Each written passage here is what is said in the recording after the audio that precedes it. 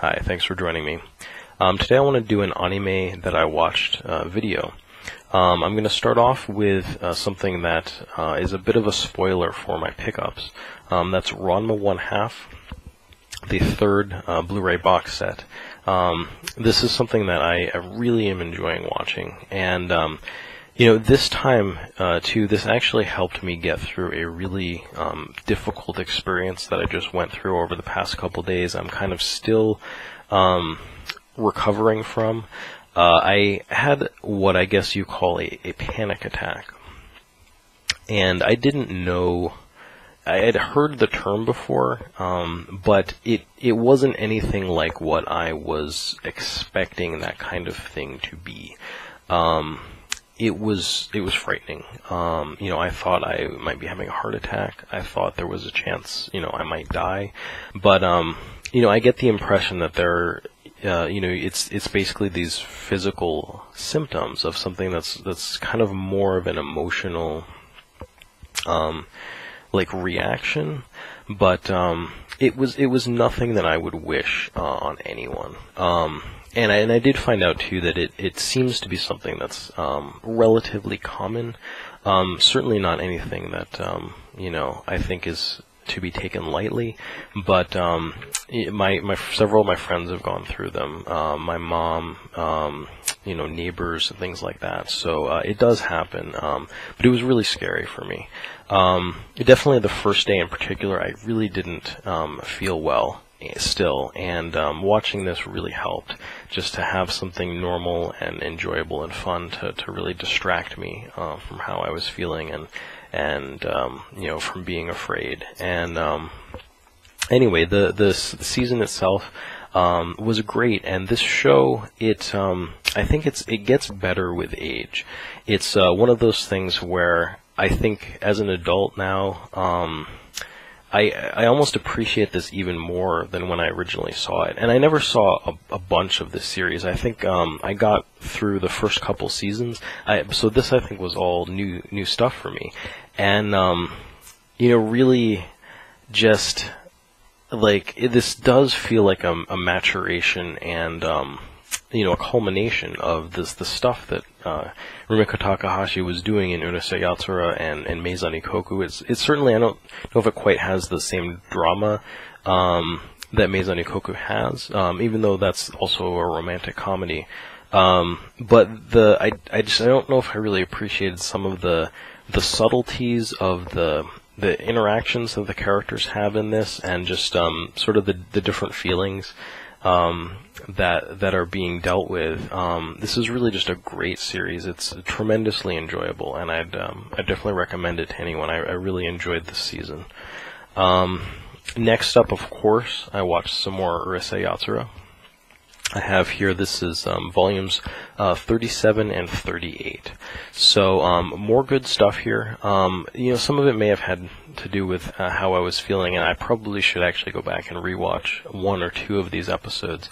But I guess some of these were a little slow, I guess. They dragged on. I got about halfway through the episode, and then I was like, man, is this going to be over yet? And these episodes, I think, can be a little bit hit or miss, but there was some really funny stuff, like laugh out loud moments in this, especially this one episode in this one, the return of Armored Girl, Too Many Brothers, which I think I talked about the episodes previously, but this, I think it's Mendo Shutaro is going to be engaged to this girl from this other family who kind of takes the extremely sheltered girl to the extreme, where she actually wears this suit of armor all the time and has never seen a boy before, and all this. It's completely crazy. And she shows up again in this one, and she actually they're trying to force her to interact with guys more, so they send her to the school for a little bit, and that episode was a lot of fun. I really enjoyed that. So having a bunch of fun with that series. Definitely just really glad to be able to be making my way through Urusei Yatsura. Next we have Gall. You guys might remember I picked these up again recently. And it's not one of those things that I had thought of as one of my favorite series, but I just have had an itch to watch these again. And I have some notes here, so if you see me looking to the side, that's what I'm looking at. This, though, this is held up extremely well. I think I liked this maybe even much more than I was expecting. In retrospect, here watching it again, it's I guess the main thing that sticks out is the music is fantastic in this. I wasn't thinking, but this is that same crew of like Kenichi Sonoda doing the character designs, AIC doing the animation, and it feels very Bubblegum Crisis-ish, although not cyberpunk at all, but sort of the same production values, the same kind of just talented people, great music.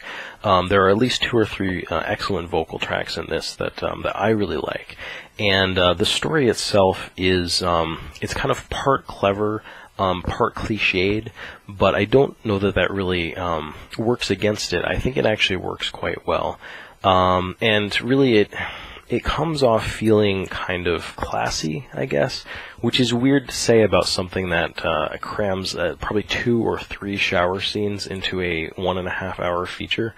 But I think the main thing with it is that it, you have this all-female cast of characters in like this sci-fi sort of space battle show. And I guess by today's standards, like, you would expect it to be kind of tropey and I don't know, exploitative a little bit or something, but it just, like I said, it has shower scenes in it. I mean, like, it basically is that, but it isn't really. It feels just sort of more serious and just well done. It feels like the people working on this also like had a love for what they were doing, for the medium and the kind of the story that they were working with, and just the whole thing. It has this feeling of playfulness and humor too, just amidst this pretty serious tale that I think is really quite a bit better than I remembered. There is, like there were in, I think, a lot of these older shows I've mentioned before, hints of, like, themes of kind of post-World War II, especially nuclear deterrence is a theme in this. And I feel like I mentioned it a lot, but it was such a big influence. It's hard to watch these things and not kind of see the people's thoughts about Japan, sort of the occupation of Japan and post World War II, on a lot of the creative works that were being made, especially around this time. This was in 1986, and certainly before, obviously. But anyway, this was excellent. I really liked this. I think that this deserves to be called a classic, more so than I even had expected. Following up from that is, of course, Gall Force 2 Destruction. Now, this pretty much take everything about the first one and drop it down a notch. This is not bad by any stretch. It's quite good as well, but it's not as good as the first one. The music isn't as good. It's a smaller scale story. It's sort of like a little bit of story amongst like the larger story kind of feeling. There just isn't as much going on. I kind of forgot to mention the first one's a little slow, actually. So this is probably one way that this improves it, is that it's shorter. This is 50 minutes, and I think it moves along at a better pace, kind of a better clip. But aside from that, even the animation, I think everything about this almost just says, like, hey, we didn't put quite as much time into this, didn't put quite as much money into it, but it was still good. I think it's a fun follow-up to the first Gall Force, just not quite what the original was. And next we have on Laserdisc here, Gall Force 3, Stardust War. Now, just a note about watching this on on Laserdisc. This is one of the first things that I've really sat down and watched since I picked up that Laserdisc player and a whole bunch of Laserdiscs.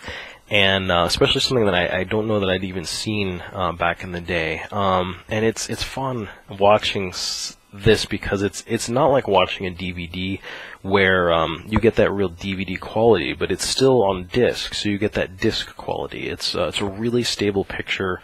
You know, the colors are pretty good. It's pretty much sort of the best kind of image you can get from that VHS era, but it's not. It doesn't have the issues inherent with VHS tapes where you're going to have, you know, tracking issues or just any of that kind of stuff. So it was fun. It was kind of nostalgic, I guess, to see that particular quality of video again. But you know, still very nice, it's a very solid, very stable picture. And just in terms of the story too, if the second Gall Force was maybe a little more action-oriented, actually, and didn't have quite as deep a story. In fact, maybe didn't build on the first one as much as I was expecting. The third one does build on the story more. It's almost like they had all of the little action bits in the second one and then all of the story bits in the third one. So necessarily, I would say the third one actually is maybe even a little slower and maybe a little dull in some spots. It's an hour long. So, you know, I guess if you put 2 and 3 together, it's a little longer than the first one is. But I think it definitely serves to add more to the story, which I think is good, and it kind of helps tie together maybe some of the questions that you had from the first one. Now, that does take away a little bit of the mystery too. Whenever they kind of reveal all of the answer all of the questions, it necessarily, I would say, takes some of the mystery away from a story and a show. But I thought it was good. So really recommend Gall Force. And you know, if you watch the first one, don't expect the next two to be quite that caliber, but you're definitely not going to be disappointed watching those. I think it's a really fun, nostalgic series for, you know, fans of like Bubblegum Crisis in terms of the sort of the production and the music and the character designs. You know, for fans of just science fiction, sort of space epic, and you know, if you're interested in kind of those stories that are kind of touched by post-World War II Japan, that take place in space, like Macross and you know, Mos Piata and Orgus and that kind of stuff. This is sort of the AIC's take on that kind of a thing. You know, maybe not quite the same feeling as those shows, but they exist in a similar space. So it was very good. Very much liked Gall Force. Lastly, I don't have anything to hold up, but I watched the first episode of Sailor Moon Crystal. I noticed that they had this on Crunchyroll, and I couldn't help but check it out. I have to say, definitely enjoyed the first episode. I'm not a huge Sailor Moon fan, but I think that I really like the direction that they went with Sailor Moon Crystal so far. I think it's you know, the designs look more like the manga. I think they said that was going to be the case, and they're cool. I think they're really interesting designs. It seems like one slightly controversial point has been the 3D-ish transformation sequence, but you know, seeing it for myself, I was like, you know, I mean, I get it, it is a little 3D-ish, but it seems like they took pains to maybe even like draw you know, hand-drawn lines to it, or something to do with the sort of 3D cel-shaded effect really gives it this look more like it's 2D animated. If I had to say, I would almost say maybe 60% of the sequence looks more like it's just 2D animation than it does 3D. I think it's a nice effect, and I don't really hold it against them. Although I do question a little bit, you know, why they didn't just 2D animated anyway, but it's certainly not something I would say is a point against the series. So only watched the first episode on that. It was pretty much just like what I remember the first episode of the original was like. So if anything, I would say maybe the most dangerous thing with Sailor Moon Crystal is that it's just going to be kind of a rehash of stuff that we've already seen. So I'm hoping that that's not a disappointment as we get further in the series, but so far it's fun to see that again. So anyway, thank you very much for joining me, and I hope you'll join me again for more anime and video game related videos. Thanks for watching.